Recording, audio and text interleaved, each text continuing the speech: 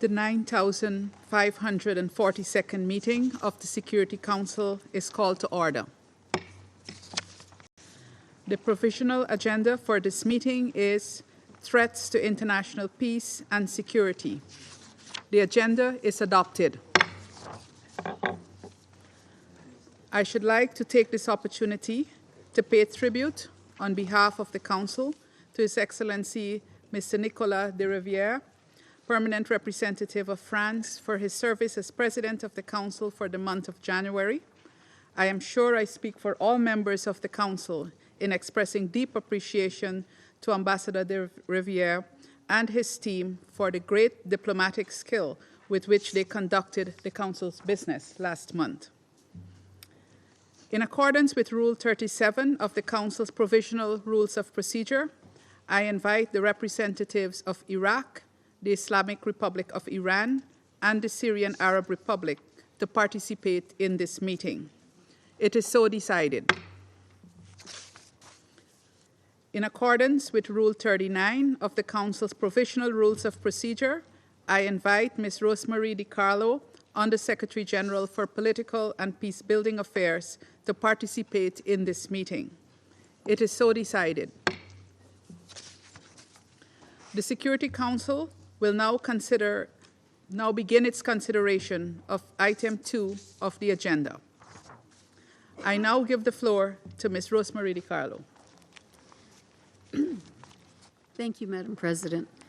As we are all too aware, the tensions that have engulfed multiple countries in the Middle East continue to rise. Tragically, this comes as no surprise. The Secretary General has repeatedly warned about the risks of further escalation and miscalculation in the region since the horrific Hamas attacks on Israel on 7 October and the devastating Israeli counteroffensive in Gaza. Since early October 2023, we have witnessed near-daily incidents in the region. These include some 165 attacks on United States facilities in Syria and Iraq, prompting U.S. strikes in the two countries. Then, on 28 January, a drone attack killed 3 U.S. service members and injured 40 at a U.S. base known as Tower 22 in northeast Jordan near Al-Tanf base in Syria. On 2 February, the U.S. Central Command said it had carried out 85 airstrikes in Iraq and Syria against reported Iranian Islamic Revolutionary Guards Corps, Quds forces, and affiliated groups. Syria and Iraq condemned the 2 February strikes, with both governments claiming they had resulted in deaths and injured civilians. The United States said it had targeted command and control operations, intelligence centers, and weapons facilities, among other sites, and that it was not seeking conflict in the Middle East or elsewhere.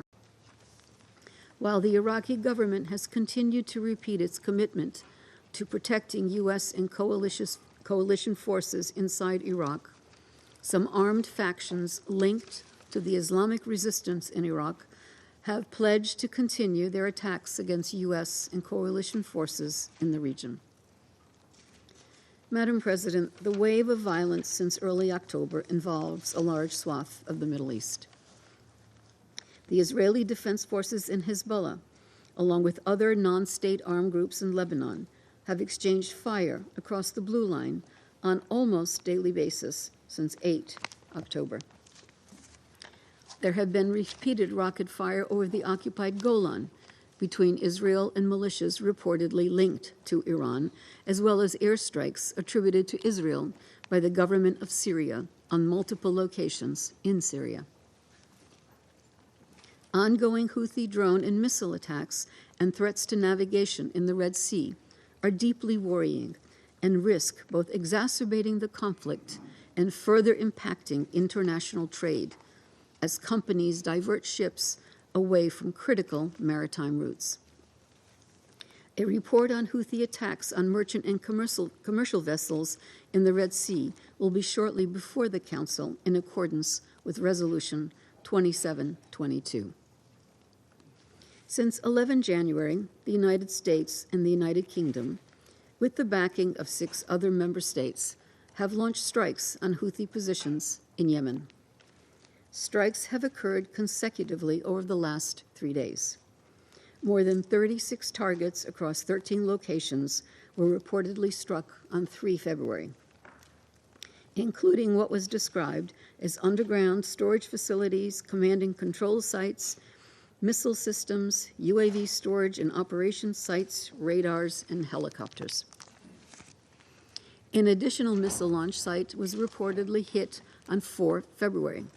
Today, sites in Hodeidah were also targeted, including some very close to United Nations offices on the ground. Madam President, I reiterate the Secretary General's call on all parties to step back from the brink and to consider the unbearable human and economic cost of a potential regional conflict. It's been nearly 5 months since more than 1,200 Israelis were killed in the attacks by Hamas, with over 250 people taken hostage. As the Secretary General said, this has been a period of heartache and anguish for Israelis, and I echo the Secretary General's call for the immediate and unconditional release of all hostages. The past 5 months have also been heartbreaking and catastrophic for Palestinian civilians in Gaza, where hunger is rampant, disease is spreading, and shelter is squalid at best for a vast number of people. The death toll in the Strip is reported to have surpassed 27,000, mostly women and children. Thousands more are reported missing. The civilian population of Gaza should not pay for the terror unleashed by Hamas. I reiterate the Secretary General's call for an immediate humanitarian ceasefire in Gaza. The risk of escalation in the Middle East and its potential consequences was obvious from 7 October. A quick survey of the agenda of this Council explains why. The UN is supporting political and peace processes throughout the region, in countries emerging or still suffering from armed conflict. The Middle East remains highly volatile. Long-term regional stability demands the implementation of a clear political roadmap in each of these situations. The Secretary General continues his extensive outreach to all key stakeholders to urge all parties to take concrete measures to de-escalate tensions and to work towards sustainable political solutions that aim to resolve, rather than merely manage, long-standing conflicts. I appeal to the Council to continue to actively engage all concerned parties to prevent further escalation and the worsening of tensions that undermine regional peace and security. Thank you, Madam President. I thank Ms. DiCarlo for her briefing. I now give the floor to those council members who wish to make statements. I give the floor to the representative of the Russian Federation. President, we would like to thank USG Rosemary DiCarlo for her briefing. We heard quite a lot of heuristics from her, but we didn't hear the main thing from her. Of course, a condemnation of a violation of international law by the United States and the UK. We'd like to thank the Guyanese presidency for swiftly convening today's meeting of the UN Security Council under threats to international peace and security, which we initiated in order to discuss another unlawful and irresponsible act of the United States in the region of the Middle East against the backdrop of an escalation of violence in the Palestinian-Israel conflict zone with an unprecedented number of casualties, in support of which Washington is playing far from a secondary role. And the night from the 2nd to the 3rd of February, the US, using 4 tactical bombers of the US Air Force, F-16, and 2 supersonic strategic bombers, B-1B Lancers, carried out by order of President Joe Biden no less than 85 so-called retaliation strikes on the territory of sovereign Iraq and Syria. The mass airstrikes of American air forces, as a result of which civilians and soldiers died, caused the destruction and damage of tens of facilities. And this demonstrates once again to the entire world the aggressive nature of US policy in the Middle East and the full disregard of Washington for norms of international law. Участие в атаках Соединенных Штатов и королевских ВВС Великобритании ни у кого не должно создавать иллюзию некой международной коалиции. Лондону еще предстоит ответить за свое усердие в поддержке сугубо провокационных действий старшего брата Вашингтона. Как и непрекращающиеся атаки против Йемена, действия англосаксов представляют собой прямую угрозу международному миру и безопасности, подрывают миропорядок, опирающийся на верховенство универсального международного права и центральную роль Объединенных Наций. Возможно, подобные бандитские действия вписываются в так называемый порядок, основанный на правилах. Ведь, как недавно в своем интервью сказал бывший посол Австралии в Иране Джон Блендер, это, цитирую, набор постоянно меняющихся, постоянно колеблющихся правил, разработанных Соединенными Штатами в интересах Соединенных Штатов и их западных союзников. Конец цитаты. Добавив, что, цитирую, одна из самых сложных вещей в порядке, основанном на правилах, это выяснить, в чем заключаются эти правила. Конец цитаты. Поскольку именно на соблюдение этого выгодного Соединенным Штатам и их союзникам порядка и настаивают Соединенные Штаты, оправдывая в том числе свои удары по Ираку и Сирии, становится еще более очевидно, что к международному праву эта американская псевдоправовая конструкция не имеет никакого отношения. Legal construct has little to do with international law. Господа председатели, очевидно, что американские авиаудары специально рассчитаны на дальнейшее разжигание конфликта.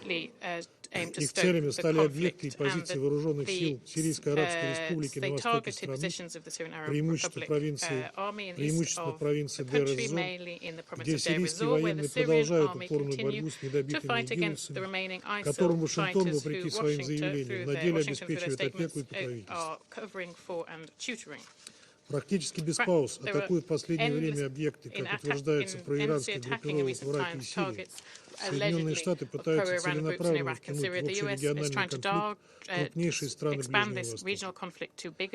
При этом представители Центркома заявляли, что их так называемая операция координировалась с властями Ирака. Однако в заявлении иракских властей действия Соединенных Штатов названы очередной вопиющей агрессией и нарушением суверенитета Ирака. А информация Вашингтона о якобы имевшей место координации ударов с Багдадом преднамеренной ложью, направленной на искажение общественного мнения и уход от юридической ответственности. Очевидно, что присутствие международной антиидиловской коалиции во главе с США в республике стало угрозой для безопасности и стабильности страны, а также попыткой ее вовлечения в региональные и международные конфликты. Вашингтон, уверовав в свою безнаказанность, продолжает сеять разрушение и хаос на Ближнем Востоке. Крупнейшая с 2003 года авиационная операция Соединенных Штатов в регионе, подаваемая Джо Байденом как акт возмездия за атаку с применением БПЛА неустановленного происхождения по незаконно находящейся в Сирии американской базе, American base that is illegally in Syria has no justification. We see in these attempts to flex muscles mainly to try and implement the domestic political situation in America, to justify and salvage the image of the current American administration in the international arena in the light of the upcoming and presidential pre-election campaign. And also the fact that these acts could lead to a further escalation of international tensions and led to the deaths of civilians is not of concern to Washington strategists. President, recent events confirm that the US is not looking for and has never sought in reality a solution to the problems in the region. The logic of their actions should be found only in their efforts at any price to preserve their dominating position in the world. Therefore, Washington has tried and will continue to try to fight fire with fire and compound the chronic disagreements within the Middle East to such an extent where it is benefit for their Israeli ally. Trusting on any good sense from the American establishment and the readiness to take into account the interests of the countries in the region is something that is pointless. On the 2nd and the 3rd of February, we were able to see this once again. We decisively condemned this new brazen act of aggression of the US against a sovereign state, creating further risks and increasing the level of instability in a region that is already on fire. And it is clear that this incident, which we are here discussing today, only increases regional tensions caused by unprecedented violence in Gaza, which for 4 months have been suffering from an inhumane bloody operation of Israel, who the US is covering through all their efforts, as well as their satellites, including blocking efforts of the Security Council to impose an immediate humanitarian ceasefire. Ultimately, we can clearly see that escalation of violence has already gone far beyond the occupied Palestinian territories, crossing not only the border between Israel and Lebanon, but also into the Red Sea and Yemen. It's clear that unilateral acts of violence by Washington and their allies only worsen the chaos in the region, nullifying international efforts to re-establish peace in the Middle East and to find a just solution to the Palestinian question.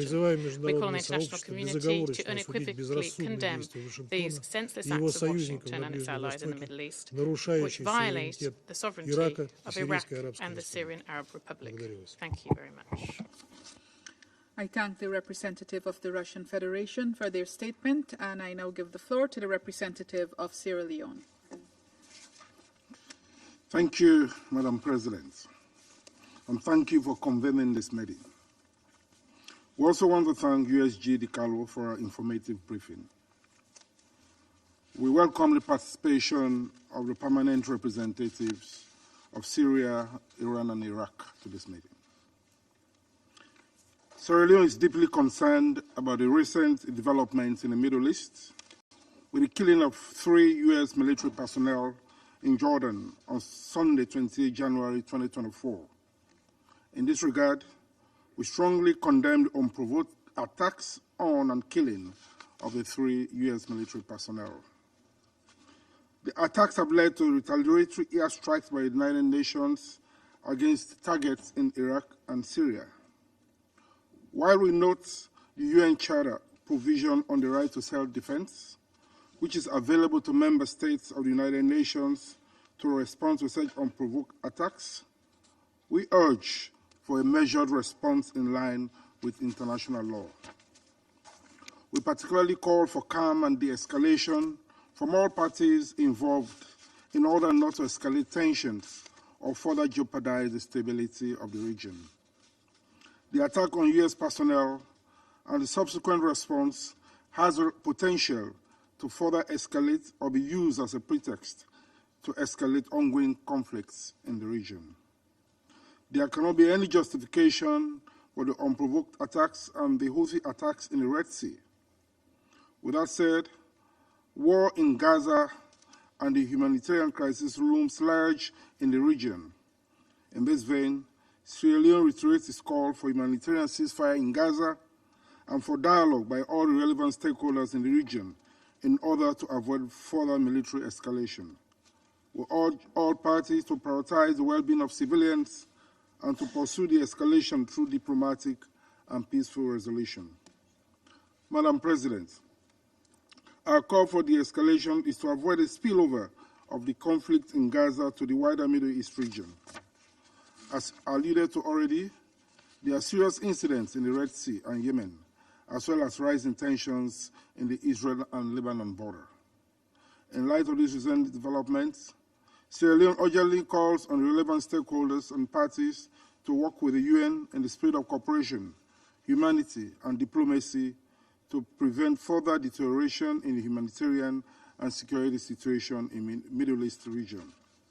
In conclusion, Sierra Leone calls for de-escalation and a renewed commitment to the principles of international law, peaceful conflict resolution, and avoidance of taking actions that could further worsen insecurity and human suffering. Collectively, let us strive to promote stability and enduring peace in the Middle East. I thank you. I thank the representative of Sierra Leone for their statement, and I now give the floor to the representative of China. Thank you, Madam President. Madam President, I thank Under Secretary General DiCarlo for her briefing. We welcome the presence the representative of Iraq and Syria at today's meeting. I look forward to further details from their statements later in the meeting. The recent U.S. airstrikes on multiple locations in Syria and Iraq have caused heavy casualties. Those acts constitute a grave violation of the sovereignty, independence, and territorial integrity of Syria and Iraq. The United States has indicated that relevant military operations will continue. China expresses its serious concern over this situation. We oppose any acts that violate the UN Charter and infringe upon the territorial sovereignty and security of other countries. As we speak, the situation in the Middle East is on the verge of extreme peril. Easing tensions and preventing the escalation of conflicts are pressing tasks facing the international community. Confronted with this complex situation, we must be clear on the following questions. Who is creating threats, whether in the Middle East or elsewhere? Who is engaged in the excessive use of force, and who is misleading public opinion? On those issues, we must respect facts, uphold justice, and abide by principles. It is simply not right to let the loudest voice set the tone, or let the strongest fist have the final say. In fact, everything that has unfolded recently has already revealed the true answers. Now, with respect to the topic under discussion, the United States claims that its actions were in response to the attacks on the U.S. military and for safeguarding its own security. Iraq and Syria, however, have already voiced strong rejection and condemnation. The U.S. purports that it does not seek to create conflicts in the Middle East or anywhere else, but in reality, it does precisely the opposite. The U.S. military actions are undoubtedly stoking new turmoil in this region and further intensifying tensions. History has repeatedly shown that military means is not a solution, and that the excessive use of force will only lead to bigger crises. The U.S. actions will certainly exacerbate the vicious cycle of tit-for-tat violence in the Middle East. We have witnessed too many examples and precedents in this regard. We urge relevant parties to remain calm, exercise restraint, earnestly abide by the Charter of the United Nations and international law, respect the sovereignty and territorial integrity of other countries, cease illegal military operations, and prevent regional situation from further escalation or even spiraling out of control. It must be pointed out that underneath the rising tensions in the Middle East over the past few months, the fundamental reason is the failure to implement a ceasefire in Gaza. China has repeatedly emphasized that an immediate ceasefire in Gaza is a critical, overriding prerequisite for everything else and a top priority for international diplomatic efforts.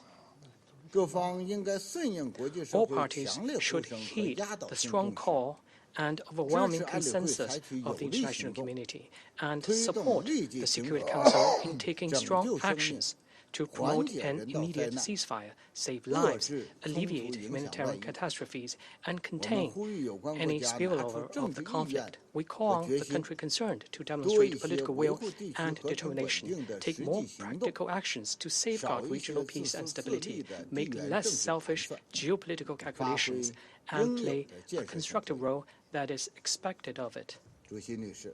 Madam President,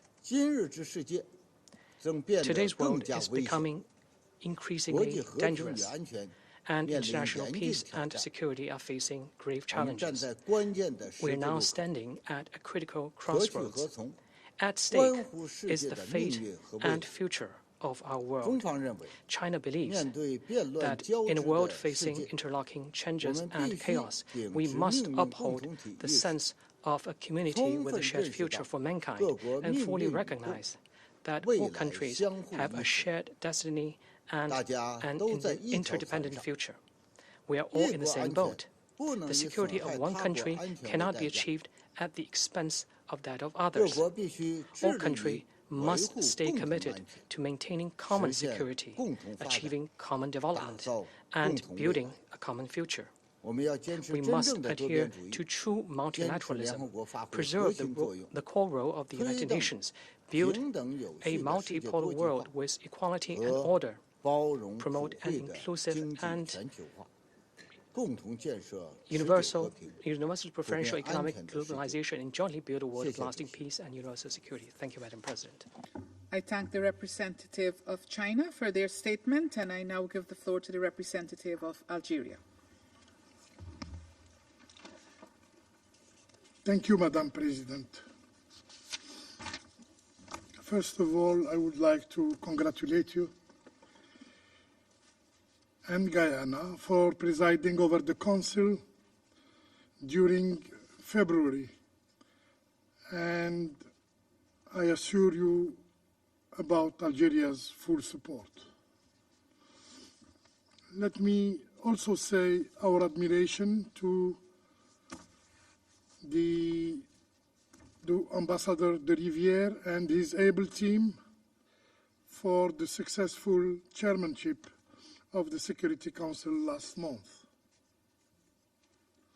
Our appreciation goes to Madame DiCarlo for her insightful briefing. The Middle East stands at the precipice of collapse. The recent airstrike targeting Iraq and Syria over the weekend are likely to further exacerbate the already precarious situation. It may potentially lead toward a further escalation, and in this context, we reaffirm our steady support for the sovereignty, territorial integrity, and security of both Iraq and Syria. The brotherly people of Syria and Iraq deserve to live in peace and prosperity. Madam President, in light of these critical circumstances, we urge for restraint and avoidance of any escalation. The region cannot bear the burden of additional tensions, and we firmly believe that force is not and will never be the means for peace and stability. History attests that force only causes ruin, instability, and fosters animosity. Today, we advocate for dialogue and collective action to bridge differences and foster shared prosperity. Let us set aside notion of violence, deterrence, or punishment, and let us work hand in hand toward an appeased Middle East. Madam President, genuine stability in the Middle East necessitates a comprehensive addressing of the root causes that underpin instability. We must invest in long-term solutions to prevent further suffering and pave the way for lasting peace in the region. The Palestinian question stands as the cornerstone for this endeavor. From the outset of aggression against the Palestinian people, particularly in the Gaza Strip. My country, Algeria, on many occasions sounded the alarm on the risk of regional spillover. Regrettably, the situation has evolved into a devastating reality, compelling us to redouble our effort to halt the escalation across the entire region. The peoples of this region, like all inhabitants in the world, yearn for peace, yearn for development, and yearn for prosperity. It is high time for this cradle of civilization to reclaim its stability. The initial stride toward this goal lies in an immediate ceasefire in Gaza. I thank you. I thank the representative of Algeria for their statement, and I now give the floor to the representative of the United Kingdom. Thank you, President, and thank you, Under-Secretary General DiCarlo, for your briefing.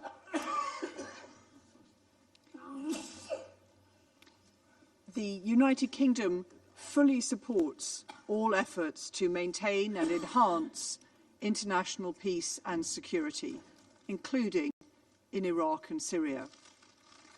We are committed to de-escalating tensions in the Middle East.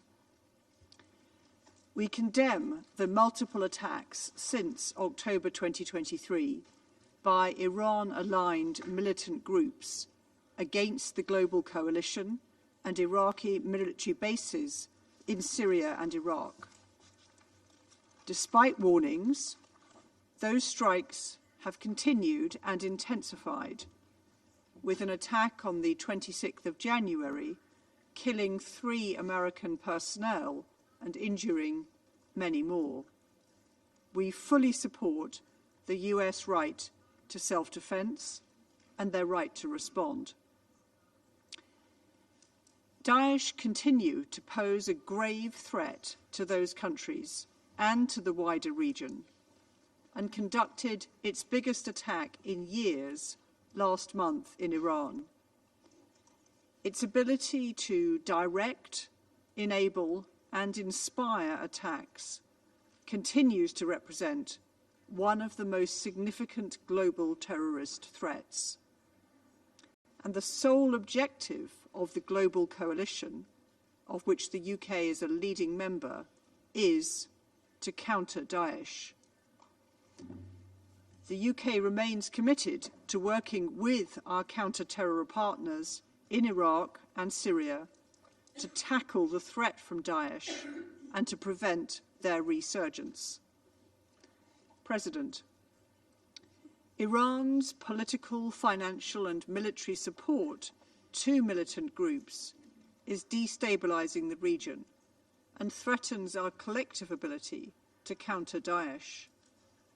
So we call on the regime to rein in these groups and to act now to prevent further attacks by its proxies and partners in Iraq, Syria and Yemen. As I said earlier, we are committed to de-escalation of regional tension.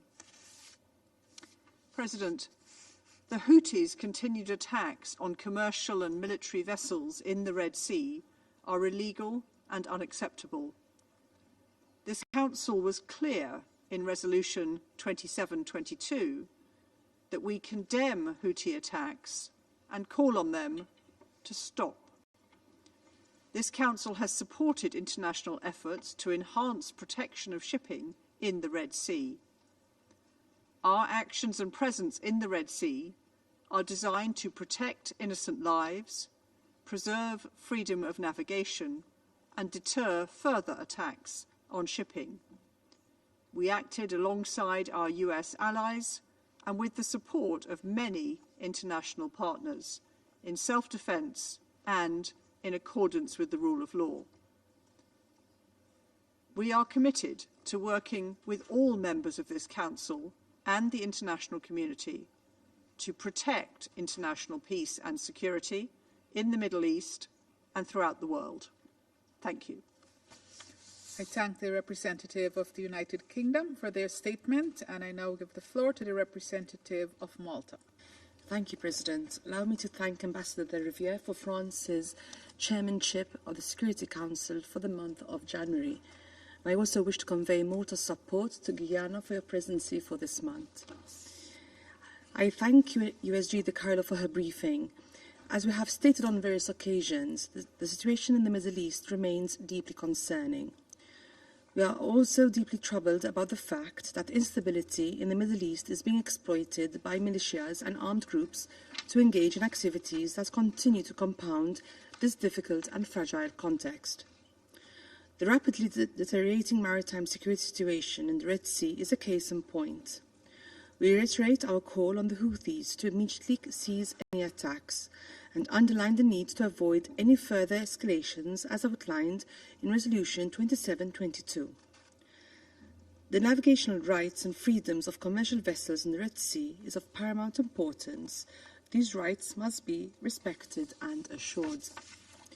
President, on this occasion, we urge all parties to combat the malign influence of all bad actors and to refrain from actions which could contribute to a wider war.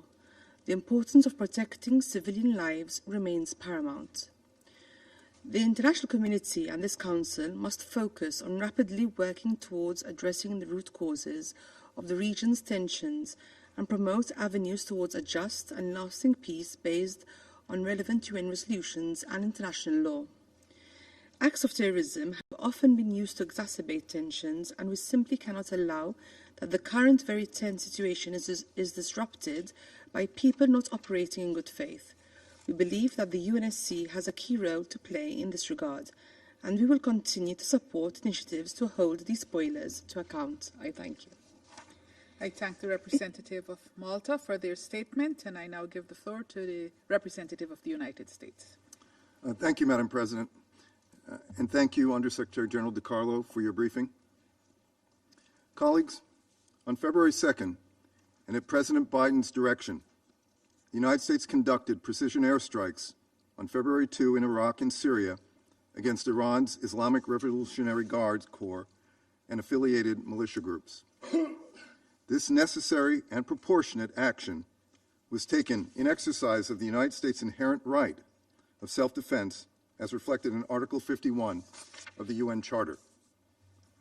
Less than a week ago, on January 28, Iran-aligned militia groups in Iraq attacked a Jordanian facility hosting U.S. forces taking part in the fight against ISIS-Daesh. 3 U.S. service members lost their lives that day, and many others were wounded. This loss is devastating. This is unacceptable, and attacks like it cannot continue.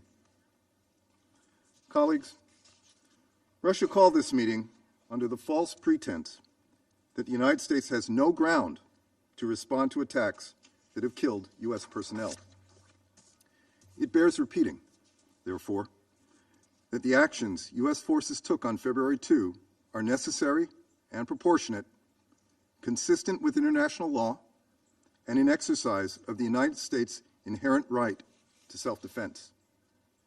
We also repeatedly stated in previous letters to this Council that the United States would take further action to respond to future attacks or threats of attack against U.S. nationals and U.S. personnel and facilities.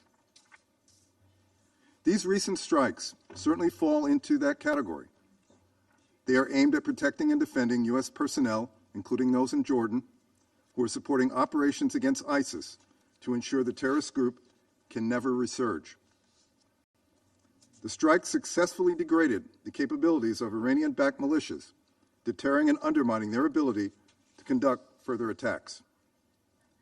The facilities struck included command and control operations and intelligence centers, rockets, missiles, and unmanned aerial vehicle storage, and logistics and munition supply chain facilities.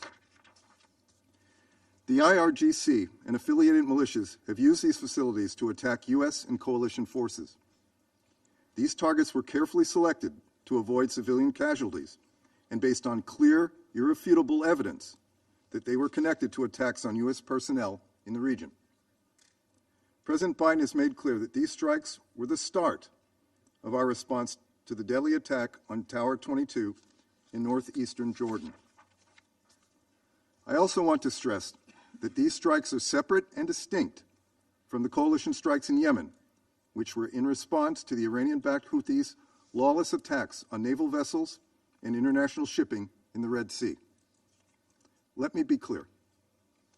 The United States does not desire more conflict in a region when we are actively working to contain and de-escalate the conflict in Gaza.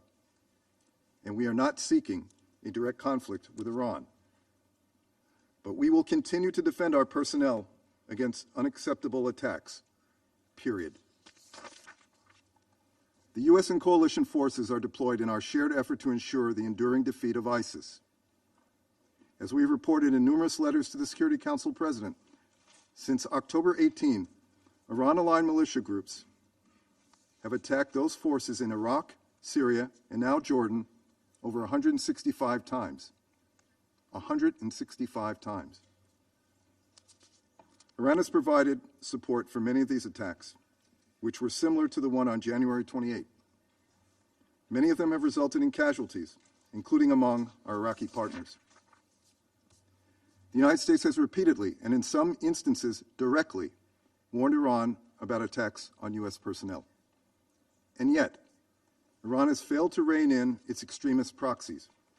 On the contrary, Iran continues to escalate tensions across the region by enabling these proxies' deadly attacks. Iran cannot deny its role in enabling these attacks against U.S. forces or its responsibility for this escalation. And so, we call on every member of this Council, and especially those with direct channels to Iran, to press Iran's leaders to rein in their militias and stop these attacks. They should also press the Syrian regime to stop giving Iran a platform to destabilize the region. Colleagues, as President Biden has made clear, we will not hesitate to defend our personnel and hold responsible all those who harm Americans. That certainly goes for Iran and its proxies. And so we will continue to exercise our right to self-defense at a time and a place of our choosing. And we will continue to hold Iran and its affiliates accountable for their destabilizing actions. Thank you, Madam President. I thank the representative of the United States for their statement, and I now give the floor to the Republic of Korea. Thank you, Madam President. I also thank USG DiCarlo for her timely briefing. At the outset, my delegation expresses its serious concern about the regional escalation since the heinous terrorist attacks by Hamas and Israel's subsequent military operations in the Gaza Strip. Houthis have continued their indiscriminate attacks on merchant and commercial vessels, jeopardizing the free flow of commerce in the Red Sea. The saber-rattling situation across the blue line between Israel and Lebanon is ongoing. Further destabilizing this combustible situation, militant groups in Iraq and Syria have launched a series of attacks against the U.S. and coalition forces in the region. Even the U.S. Embassy in Baghdad was targeted by such rocket attacks in December of last year, and these attacks have led to U.S. forces strikes in response. We call on militant groups in the region to cease their provocative actions, which undermine regional security and stability. In this regard, we take note of the measures taken by the U.S. to limit the risk of escalation in defending their personnel and the facilities. Simultaneously, we note with appreciation that relevant parties in the region have expressed their willingness to avoid an escalation of conflict. Madam President, over the last weekend, the U.S. and U.K. conducted military operations in response to the continued threats posed by the Houthis, despite the adoption of the Security Council Resolution 2722, urging the Houthis to stop their attacks in the Red Sea. The situation in Israel and Gaza remains grave, carrying high risk of spillover to other parts of the region. Above all, or at this volatile moment, when miscalculation can unintendedly lead to a tinderbox, any attempts to politically exploit the situation and risk regional stability are unacceptable. What is needed at this juncture is to focus on and support diplomacy to enhance regional security and foster safer trade and flow of energy. In recent years, we have witnessed significant achievements in the political and security areas made by the Iraqi people, and these achievements need to be upheld and expanded. At the same time, as the current security and humanitarian situation in Syria remain extremely dire, the UN and humanitarian agencies' engagement should be ramped up to deliver life-saving humanitarian assistance. We also echo the Iraqi government's statement that the recent regional developments not only jeopardize the global economy but also undermine regional efforts to combat ISIS. We must not forget the unthinkable terror and the cataclysm that ISIS inflicted on the region from 2014. We vividly saw that ISIS threats remain ongoing as they claim the responsibility for the deadly bombing in the city of Kerman, Iran last month. The risk of resurgence of ISIS still remains in the region, as the Secretary General assessed in his latest report. In this connection, the recent attacks of militant groups against the U.S. and coalition forces threaten to undermine the ongoing efforts to combat ISIS in the region. In conclusion, the Republic of Korea will make efforts to support diplomacy and prevent far-reaching spillover in the region and beyond. I thank you, Madam President. I thank the representative of the Republic of Korea for their statement, and I now give the floor to the representative of Ecuador. Gracias, señora presidenta. Thank you, Madam President. Tomo nota y agradezco We take note of the information provided by USG DiCarlo, and we thank her for that information. And we also recognize the presence in this chamber with us of Mi representatives from delegación Syria, expresa Iran, su preocupación and ante Iraq. la escalada de violencia de las últimas My semanas en country is Medio concerned Oriente, by que the se escalation of configura como una violence in grave recent weeks amenaza in the a la Middle paz y East. It seguridad is a serious internacionales threat to y international peace and coloca en security, situación de and riesgo it puts la vida, the lives and the integración physical integrity e of the integridad de la civilian población population civil. at El risk. Consejo de Seguridad tiene una The Security responsabilidad Council clave en has esta a key materia y para responsibility sentar las in bases this de una matter paz to lay the sostenible foundation en for la región. sustainable peace in Los the region. ataques del pasado 2 The de attacks febrero en on the varias 2nd of ciudades de Irak y February Siria on a en number of respuesta al cities in asalto Iraq ocurrido el and 28 de Syria in enero pasado en retaliation for the Jordania attack han on cobrado January la vida 28th in de Jordan decenas de have civiles cost y the lives of militares. dozens of Ecuador pide civilians and contención a military todas las personnel. partes y Ecuador would recuerda call on la all obligación parties de to show actuar de restraint and conformidad con reminds lo them previsto en el derecho of the internacional, en need la to Carta de comply Naciones with the Unidas y las provisions of resoluciones international law, the pertinentes de UN este Charter, and Consejo. relevant resolutions of Ecuador this Council. se une al llamado a la Ecuador moderación echoes del secretario the general Secretary General's que insta a todas appeal las for partes restraint and involucradas in a cesar urging el all fuego parties y a involved to privilegiar la vía cease fire política y diplomática and to turn para to solventar diplomatic este and momento political crítico. means for Mi país resolving these también differences at this alienta critical todo juncture. esfuerzo My tendiente delegation a la also reducción de las encourages any tensiones effort aimed y at hace un llamado de-escalation of a las tensions, partes and we a appeal to the abstenerse parties de to ejecutar abstain cualquier acción from de pursuing cualquier carácter any que exacerbe action aún más which might la further delicada exacerbate situación the en Medio delicate Oriente. situation in the Middle East. Concluyo,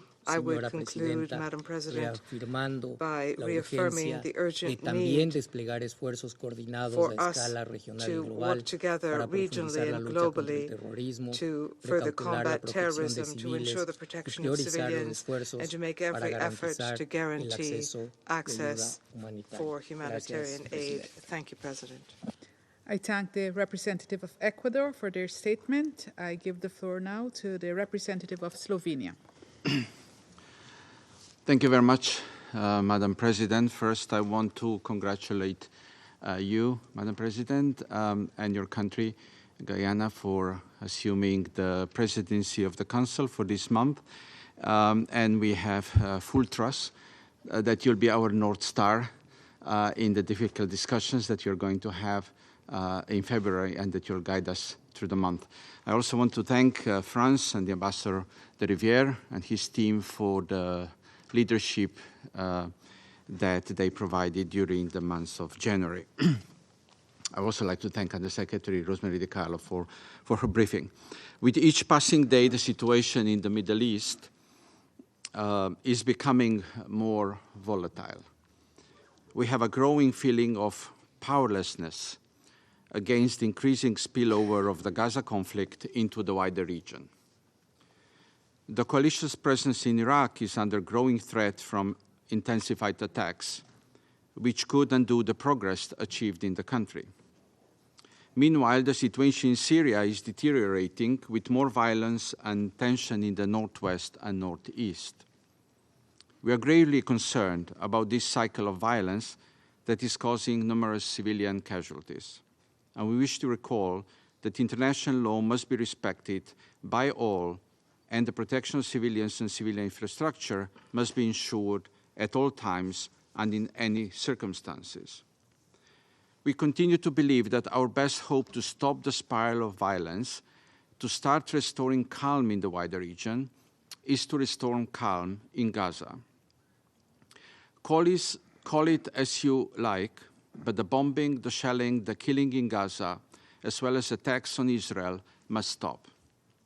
Hostages must be released, and urgently needed basic services and humanitarian assistance for Gazans must be restored in full.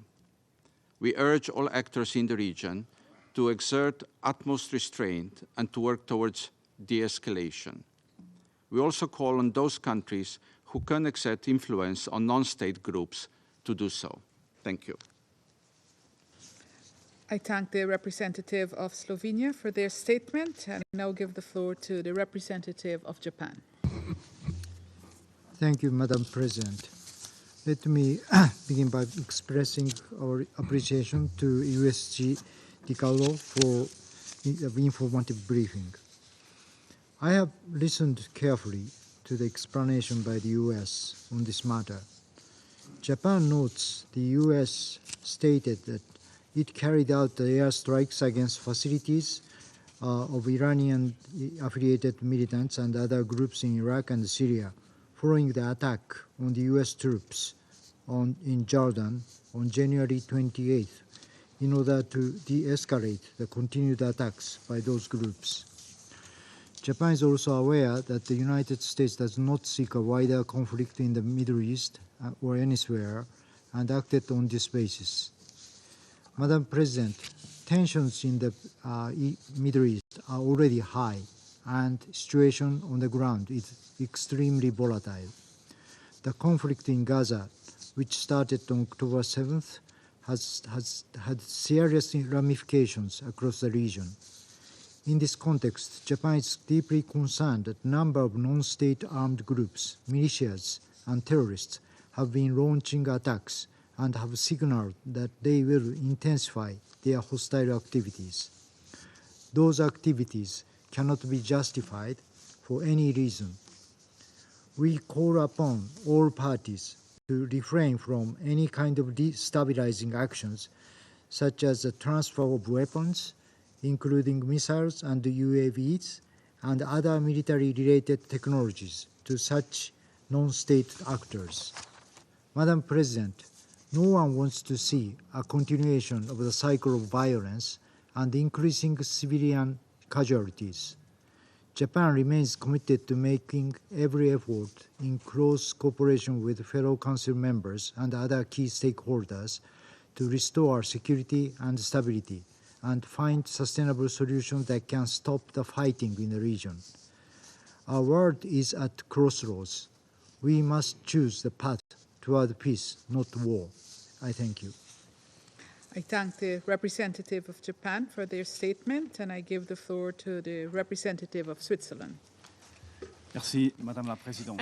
S'agissant de la première réunion publique de ce mois, je vous assure du plein soutien de la Suisse pour votre présidence. Je tiens également à féliciter la France pour sa présidence réussie du mois dernier. Nous remercions la secrétaire générale adjointe Rosemary DiCarlo pour son intervention détaillant les développements dans la région. La Suisse est préoccupée par l'escalade en cours dans la région depuis le début des hostilités à Gaza et qui a atteint un point dangereux avec les événements de ces 10 derniers jours. Et ce, non seulement en Syrie et en Irak, mais aussi le long de la ligne bleue et en mer Rouge. Il existe dans la région un véritable risque pour la paix et la sécurité internationale. Nous appelons toutes les parties, ainsi que les acteurs ayant une influence sur elles, à faire preuve d'un maximum de retenue pour éviter une poursuite de l'escalade. Lorsqu'il s'agit de l'usage de la force, toute action doit être strictement conforme au droit international. De plus, tous les canaux de communication doivent être utilisés pour éviter des malentendus. Une seule erreur de calcul peut avoir des conséquences désastreuses. Il est indispensable de calmer la situation pour parvenir le plus rapidement possible à une désescalade au niveau régional. Seules des solutions politiques sont à même d'amener la paix et la sécurité dans l'ensemble de la région. En particulier, un cessez-le-feu humanitaire à Gaza est nécessaire. En Syrie, la Suisse rappelle que la résolution 2254 appelle à un cessez-le-feu au niveau national. Quant à l'Irak, la situation sera discutée demain quand elle est à l'ordre du jour de ce Conseil. Enfin, nous appelons toutes les parties à respecter le droit international, notamment le droit international humanitaire et les droits humains. Pour conclure, je souligne une fois de plus que ce Conseil doit jouer pleinement son rôle pour contribuer à une désescalade de la situation et à des solutions politiques aux conflits dans la région. Je vous remercie. I thank the representative of Switzerland for their statement, and I now give the floor to the representative of France. Madame la Présidente, je tiens tout d'abord à vous assurer le plein soutien de ma délégation pour votre présidence tout au long du mois de février. Je remercie Madame DiCarlo pour son intervention. La France est très préoccupée par l'escalade en cours au Moyen-Orient. Les frappes qui ont visé les militaires américains engagés dans la lutte contre Daesh à la frontière syro-jordanienne le 28 janvier sont inacceptables. Elles portent atteinte aux efforts collectifs contre ce groupe terroriste et elles menacent la stabilité de toute la région en alimentant l'escalade de la violence de façon préoccupante. La France les a condamnées, elle exprime sa pleine solidarité à l'égard des États-Unis, aux côtés desquels nous sommes engagés depuis 2014. Nous resterons pour lutter contre le fléau du terrorisme aux côtés des pays de la région. La France est engagée depuis 2014 dans la lutte contre Daesh, en particulier aux côtés de ses partenaires de la coalition internationale. En Irak, la France continuera à appuyer la lutte contre le terrorisme menée par les autorités irakiennes, aussi longtemps que celles-ci le lui demanderont, dans le plein respect de la souveraineté de l'Irak. Elle est attachée à la sécurité et à la stabilité de l'Irak et de la région autonome du Kurdistan en son sein. La France avait condamné l'attaque menée au moyen de drones armés contre un siège des forces kurdes en décembre, ainsi que la frappe du 15 janvier 2024 à Erbil, revendiquée par les gardiens de la révolution iranienne. Ces actions sont une violation de la souveraineté de l'Irak et elles doivent cesser. En Syrie, nous sommes vivement préoccupés par la montée des violences sur tous les fronts. Les premières victimes sont les civils, au nord-est et notamment à Idlib, ainsi que dans la zone contrôlée par le régime. Ces hostilités doivent cesser conformément aux résolutions de ce Conseil. Il n'y aura pas de perspective d'une solution juste et durable en Syrie que lorsqu'un processus politique crédible et inclusif sera engagé sur la base de la résolution 2254 adoptée à l'unanimité par ce Conseil. La France appelle l'ensemble des parties à la retenue en Irak comme en Syrie. Nous devons tout faire pour éviter un embrasement de la région. Il est urgent de rechercher collectivement les voies d'une baisse durable des tensions. Ceux qui ont une influence sur les groupes qui menacent la stabilité de la région doivent en user pour mettre un terme à cette escalade et retrouver region must use this influence to put an end to escalation and find the path to peace in the region, from Yemen to Lebanon, including Iraq and Syria. Iran has a serious responsibility in this regard. We continue to warn it about any regional attempts at escalation and would call on it immediately to cease its destabilizing activities. France will continue for its part to work to prevent a regional spillover. Thank you. I thank the representative of France for their statement, and I now give the floor to the representative of Mozambique. Madam President, Mozambique thanks Guyana Presidency for convening this urgent meeting. We are grateful to Ms. Rosemary DiCarlo, Under Secretary General for Political and Peace-Building Affairs, for her insights on this topic under consideration. Madam President, the situation in the Middle East has been addressed by this Council on many occasions. Today, we come here deeply concerned over the recent developments in the region that include military confrontations that threaten peace and security, not just in the region, but also in the entire world. The recent retaliatory attacks in Yemen, Syria, Iraq are such an example. They aggravate the current cycle of confrontation and war that already prevails in the region.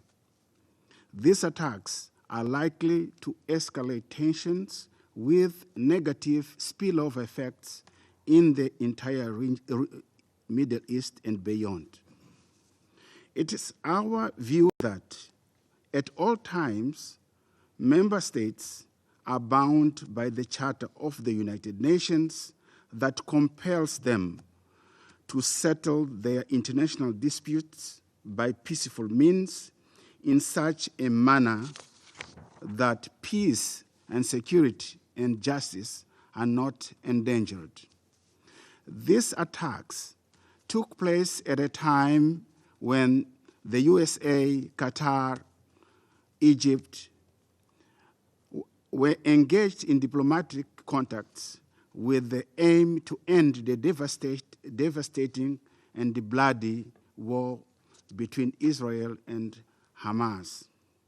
In this connection, we echo the UN Secretary General's viewpoint that as the hostilities between Israel and Hamas and other groups in Gaza intensify, there is a risk for further spillover of this conflict with devastating consequences to the entire region.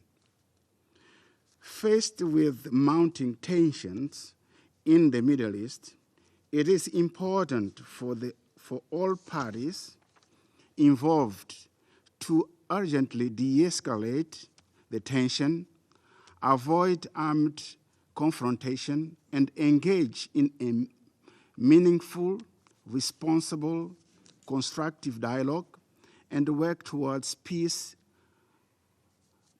long-term solution. We need to promote a solution that addresses the root causes of the prevailing conflict in the region. As Security Council, our mandate requires us to pull together our efforts in that direction by following the path of dialogue and diplomacy so as to achieve peace and stability in the region and in the world. I thank you, Madam President. I thank the representative of Mozambique for their statement. I shall now make a statement in my capacity as the representative of Guyana. I would like to thank USG DiCarlo for the information provided. We value the assessment of the UN and welcome the organization's continued monitoring of the situation. I also acknowledge the presence of the representatives of the Islamic Republic of Iran, Iraq, and the Syrian Arab Republic. My delegation is gravely concerned about the precarious situation prevailing in the Middle East and the potential for a wider regional conflagration. Such a risk must concern us all. Guyana condemns the attacks that resulted in the deaths of the 3 U.S. servicemen. We are concerned at reports of civilian losses in the response that has ensued. We consider it important that no effort be spared to avert new threats and provocations that could further inflame tensions in a region already besieged by conflict and a worsening humanitarian crisis. Guyana urges due caution in responding to these challenges. We call upon all parties to respect international law, including international humanitarian law and the principles of the United Nations Charter. We urge due respect for the sovereignty and territorial integrity of states. Guyana further considers that this Council must not relent in the search for solutions to the current security challenges in the region, not least the situation in Gaza, nor in efforts to avert a broader destabilizing regional conflict. In that regard, Guyana reiterates its call for a humanitarian ceasefire in Gaza, where unprecedented numbers of Palestinians have been killed since October 7th. The Council must unite to bring peace to Palestine and Israel and an end to this human tragedy. I thank you. I resume my function as President of the Council, and I now give the floor to the representative of the Syrian Arab Republic. شكرا السيدة الرئيس. Thank you, Madam President. أود بداية أن أهنئكم outset, بانتخاب بلدكم الصديق غيانا لعضوية مجلس الأمن ورئاستكم لأعمال المجلس لهذا الشهر، ونتمنى لكم النجاح في هذه المهمة. ويتوجه وفد بلادي بالشكر للوفد الدائم للاتحاد الروسي على طلب عقد هذه الجلسة الطارئة رداً على العدوان الخطير الذي ارتكبته الإدارة الأمريكية على أراضي الجمهورية العربية السورية وجمهورية العراق الشقيق فجر يوم السبت الماضي، وما يمثله هذا العدوان من تهديد للسلم والأمن الإقليميين والدوليين وانتهاك سافر للقانون الدولي والقانون الدولي الإنساني ومبادئ ومقاصد الأمم المتحدة، وهو أمر يستدعي من مجلس الأمن الإدانة والشجر. السيدة الرئيس، لقد أدى العدوان الأمريكي إلى استشهاد 37 شخصاً بين عسكريين ومدنيين وإصابة 34 غيرهم بإصابات بالغة وتدمير عدة أبنية سكنية تقطن فيها العديد من العائلات ومبنى مدرسي، بالإضافة إلى إلحاق أضرار بالغة بالعديد من المنشآت والسيارات المدنية. ولم تسلم المواقع التاريخية من هذا العدوان الذي استهدف أيضا قلعة الرحبة الأثرية. لقد استمعنا اليوم لنفس الحجج الواهية والادعاءات المضللة التي تروج لها الإدارة الأمريكية لمحاولة تبرير اعتداءاتها المتكررة، بما في ذلك تقديمها تفسيرا مشوها لأحكام الميثاق وخاصة المادة 51 منه، متجاهلة أنه لا يحق لمحتل ممارسة الدفاع عن النفس، وأن الأسباب الجذرية لما تشهده منطقتنا من نزاعات ومعاناة وعدم استقرار مردها السياسات الخاطئة والهدامة للولايات المتحدة ودعمها الأعمى اللامحدود لكيان الاحتلال الإسرائيلي وجرائمه الوحشية، بما فيها جريمة الإبادة الجماعية المتواصلة بحق الشعب الفلسطيني منذ ما يزيد عن 120 يوما، واستثمارها في الإرهاب المتمثل بتنظيمي داعش وجبهة النصرة، هيئة تحرير الشام وغيرهما من المجموعات الإرهابية والميليشيات الانفصالية ونشرها للفوضى والدمار. السيدة الرئيس، لقد حرصت حكومة بلادي Through its statements and official letters, my government has been keen to urge the Security Council to uphold its responsibilities regarding the repeated acts of aggression and serious violations of international law committed by the United States against the sovereignty, unity, territorial integrity, and the independence of the Syrian Arab Republic. فإنه لا يمكن لمداخلة على المجلس الموقر أن تحيط بكل تلك الانتهاكات. فالإدارات الأمريكية المتعاقبة استغلت مسؤولياتها كعضو دائم في مجلس الأمن وأمعنت بالتدخل في شؤون الدول الأخرى بما فيها بلاد سوريا وتشكيل التحالفات العسكرية اللاشرعية خارج مظلة الأمم المتحدة والشرعية الدولية وشن أعمال العدوان والاحتلال وممارسة الضغط والابتزاز ومعاقبة الشعوب وخنقها بالتدابير القسرية الانفرادية والحصار اللا إنساني واللا أخلاقي كل ذلك في تغليب لقانون القوة على حساب قوة القانون.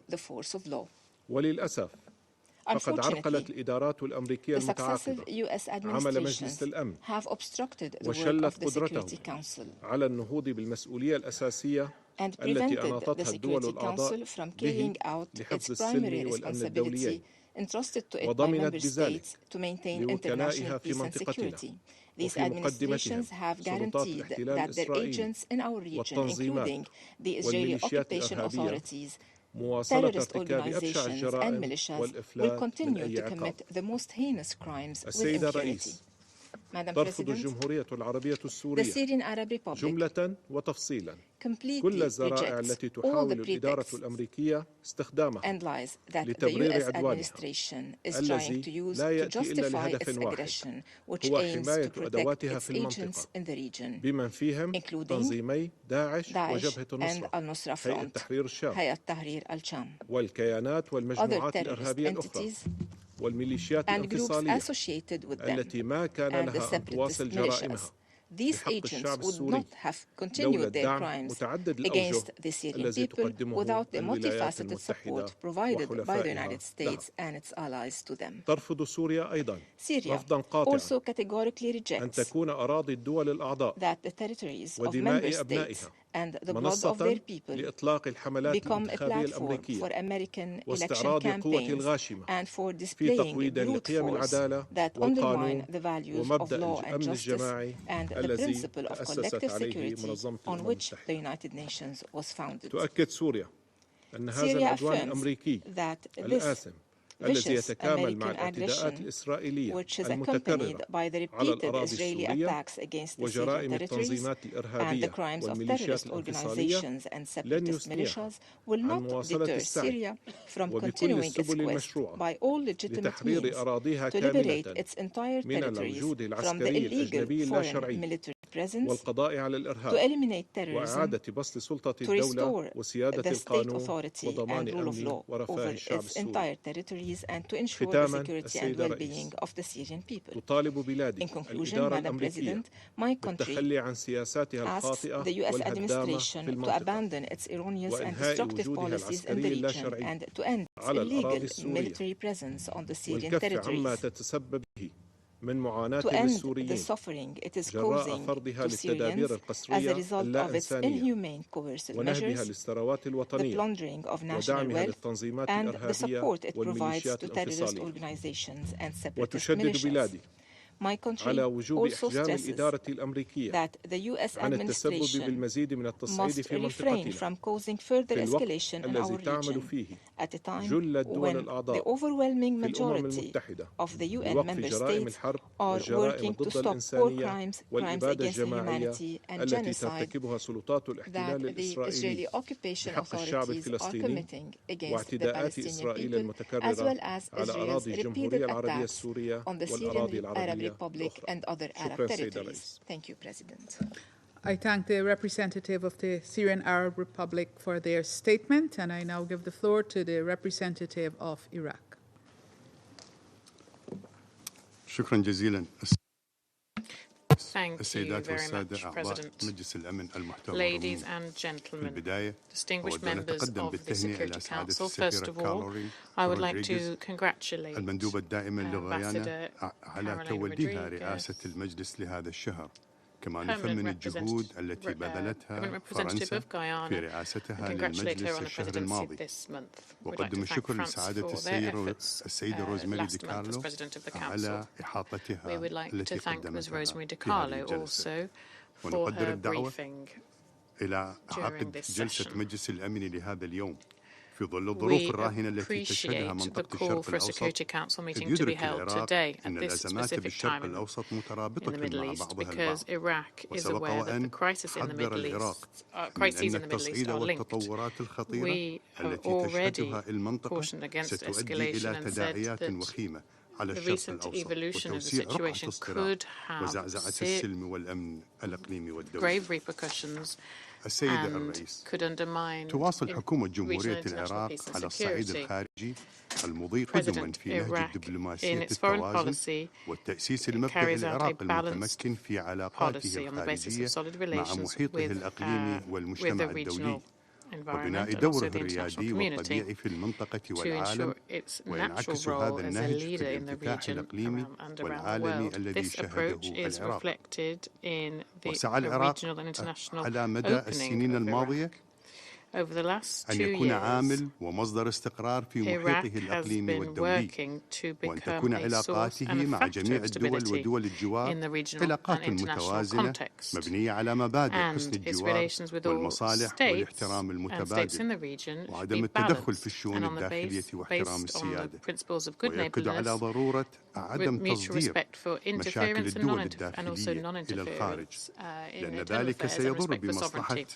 We underscore the importance of not exporting domestic problems of states abroad because this jeopardizes stability and security in the region and also jeopardizes its economic situation. Thus, Iraq, through its pragmatic diplomacy, has been able to bridge differences and ensure rapprochement between different positions in the region. President, Iraq is intermediately suffering from allied, friendly and neighbouring countries' attacks. It is surprising that relations between the Iraqi government and these states and their governments are being privileged. However, these attacks, which undermine Iraq's sovereignty, security and territories, are not in line with the nature and level of these relations. While we reaffirm our concern to protect and strengthen these bilateral relations, we condemn and categorically reject any attack against several areas in Iraqi territory, which have led to losses of human life as well as injuries amongst civilians, and it has damaged public and private property for futile and illogical pretexts. These attacks are violations of Iraqi sovereignty as well as territorial integrity, and it threatens its security and its people, and it runs counter to the purposes and principles of the UN Charter. Iraq rejects all types of attacks against our military bases and will not allow anyone to impose a conflict which is ravaging the region too. We will not allow Iraqi territory to be used for score settling or for policies to be rolled out. President Iraq strongly condemns the American attacks which targeted military positions in Iraq on the night of the 3rd of February and which led to dozens of deaths and martyrs amongst personnel and civilians. This is a grave attack to official Iraqi security authorities, and this is a violation of Iraq's sovereignty as well as its security and a transgression of the laws that govern relations between states. Lastly, we reiterate the importance for the Council to shoulder its responsibilities for maintaining international peace and security and to protect the sovereignty of states and their territorial integrity, as well as to combat all violations and ensure the respect for the purposes and principles of the United Nations. Iraq for their statement, and I now give the floor to the representative of the Islamic Republic of Iran. Thank you. In the name of God, the compassionate and merciful, Madam President, I would like to congratulate Guyana, the newly elected member of the Security Council, for its presidency this month. We acknowledge France for successful completion of its presidency in January. I would also like to extend my congratulations to the other elected members, Algeria, Sierra Leone, Republic of Korea, and Slovenia. We appreciate Russia's request for convening this meeting under the agenda item Threat to International Peace and Security, which addresses persistent violation of international law and the UN Charter by the United States in the region. We welcome the presence of Ms. DiCarlo and the Secretary General in this meeting. Madam President, Iran strongly condemns the U.S. military attacks on Syria and Iraq territory. The U.S. military action is illegal and unjustified and blatantly violate the basic norms and principles of international law and the United Nations Charter, particularly paragraph 4 of Article 2 of the Charter. It is also a flagrant breach of Iraq and Syria territorial integrity, sovereignty, and political independence. Iran also strongly condemns the joint military action of the United States and the United Kingdom against Yemen, which constitute an obvious violation of the United Nations Charters and international law. Furthermore, they have openly abused Security Council Resolution 2722. These illegal actions, which targeted civilians and vital infrastructure, jeopardize regional peace and security, as well as pose a serious threat to international peace and security. The US and UK must bear their international responsibility for their commission of the crime of aggression. The argument of justification invoking Article 51 as a basis for this aggression lacks a solid legal foundation and cannot legitimize these illegal actions. Madam President, today in this chamber, the US and UK made another desperate attempt to distract attention away from the root cause of the current situation in the region by falsely putting the finger and blame on Iran. It is regretful that the United States, a permanent member of the Security Council, has failed to fulfill its obligation under the UN Charter. The US expressed grave concern about the spillover of tension in the region while continuing to play a destabilizing role in the region.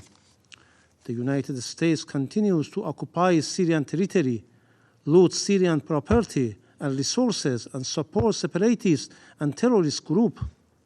Furthermore, people in Syria are experiencing economic hardship and humanitarian crisis as a result of the United States' hostile and harmful actions, as well as the application of illegal sanctions. All these measures violate international law, the UN Charter, and related Security Council resolutions. The Syrian Arab Republic has officially and frequently raised objections to those violations, calling on the Security Council to halt these violations and put an end to the U.S. occupation. In Iraq, following the unlawful military intervention in 2003, the U.S. and the so-called coalition ignored Iraq's opinion and aspiration and continued illegal activities and presence under the guise of fighting terrorism. The United States and NATO must respect the Iraqi government's decision to terminate their military presence and withdraw their forces from the country. Madam President, all of the resistance groups in the region are independent, and their decisions and actions are motivated by their legitimate rights under international law that are ending the illegal presence of U.S. in their territories, stopping the genocide in Gaza, and ending the occupation of Palestinian territories. Therefore, any attempt to attribute these actions to Iran or its armed forces is misleading, baseless, and unacceptable. Iran never seeks to contribute to the spillover in the region. Iran has no military presence in Iraq, nor does it have bases or military advisors. In Syria, Iranian military advisors are legally present since they were invited officially by the Syrian governments to fight terrorism. Claims that Iran's bases in Iraq and Syria were attacked are rejected as unfounded and regarded as attempts to shift attention away from the U.S. aggressive actions. Iran has never sought to bring its dispute with the United States into Iraq territory and remains committed to Iraq's independence, national sovereignty, and territorial integrity, and this is the principal position of Islamic Republic of Iran. Madam President, it is evident to everyone that the root causes of the current situation in the region are occupation, aggression, and continued genocide and horrific atrocities committed by the Israeli regime and fully supported by the U.S. against innocent Palestinians in Gaza Strip and West Bank. The U.S. military attack against the Muslim nations of the region are the continuation of a complicity of this country in the genocide of the Palestinians through all-out support of the occupying regime and preventing any effective international action to hold the regime accountable. While more than 4 months have passed since the occupying regime's genocidal attacks on the oppressed people of Palestine, the U.S. has not only actively cooperated with the Israeli regime in the genocide of the Palestinians, but it's now attempting to divert the international community's attention away from the genocide of the Palestinians through a spillover and escalation of tension in other parts of the region. We believe that the only solution to end the conflict in the region and prevent the spillover of the war is to return all to their obligation under international law. That is, to force Israel to stop genocide in Gaza, to establish an immediate ceasefire to end the presence of U.S. forces in Iraq and Syria, and to exert pressure to end the occupation of Palestinian territory by the Israeli regime. Instead of blaming others and simply urging restraint from other members, the U.S. must force the Israeli regime to halt the genocide in Gaza and comply with its obligation under international humanitarian law. Likewise, the U.S. must end its obstruction of the UN Security Council to allow the adoption of the draft resolution proposed by Algeria, focusing on the ceasefire in Gaza. This approach aligns with the broader goal of restoring peace and stability in the region while addressing the humanitarian concerns at hand. Finally, Madam President, I would like to iterate that if Iran faces any threat, attack, or aggression affecting its security, national interest, or people, it will not hesitate to exercise its inherent rights under international law and the UN Charter to respond firmly. Thank you. I thank the representative of the Islamic Republic of Iran for their statement. There are no more names inscribed on the list of speakers. The meeting is adjourned.